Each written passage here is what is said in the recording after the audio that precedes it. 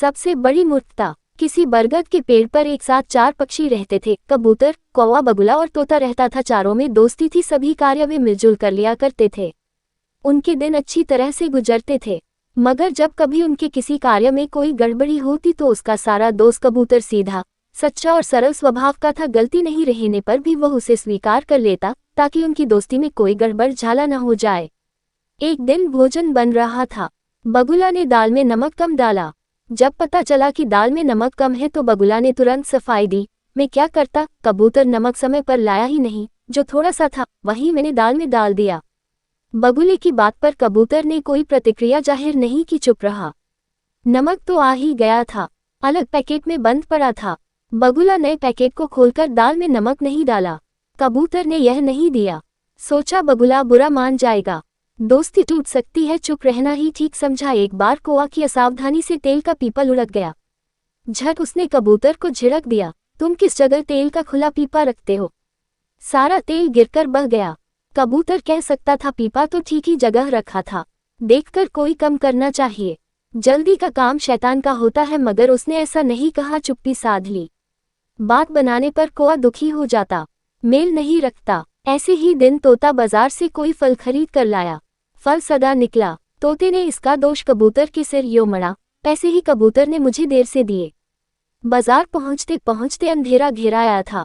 फल वाले ने अंधेरे का लाभ उठाकर मुझे सड़े फल दे दिए। बात ऐसी नहीं थी, कबूतर ने तोते को बहुत पहले पैसे दिए थे।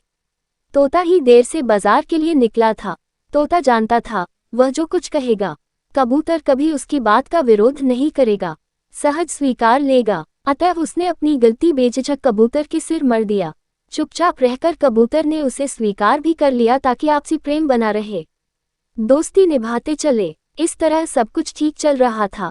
वर्षों मजे से गुजरे। कुछ दिनों के बाद कोई जरूरी काम से कबूतर 2 सप्ताह के लिए बाहर चला गया। जब वह लौट कर आया तो उसने पेड़ पर किसी को नहीं देखा।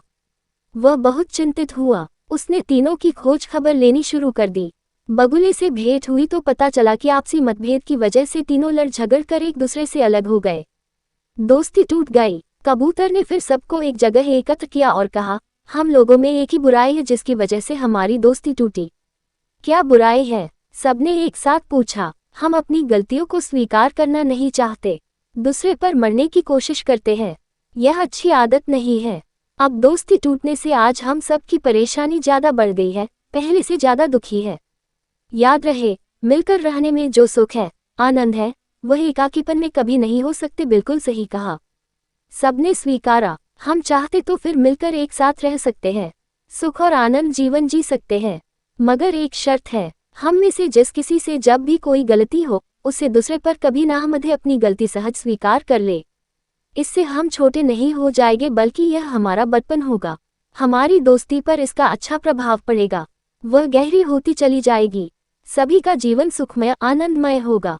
गलती तो जीवन में हर किसी से होती है, उसे स्वीकार कर ही हम उसमें सुधार ला सकते हैं, है न?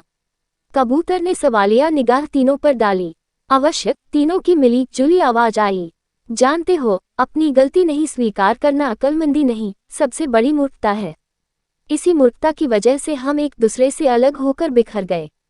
हमारा सुख, चैन और आनंद खो गए। हमारा जीवन नरकमय हो गया। कबूतर ने अपनी बात पूरी की।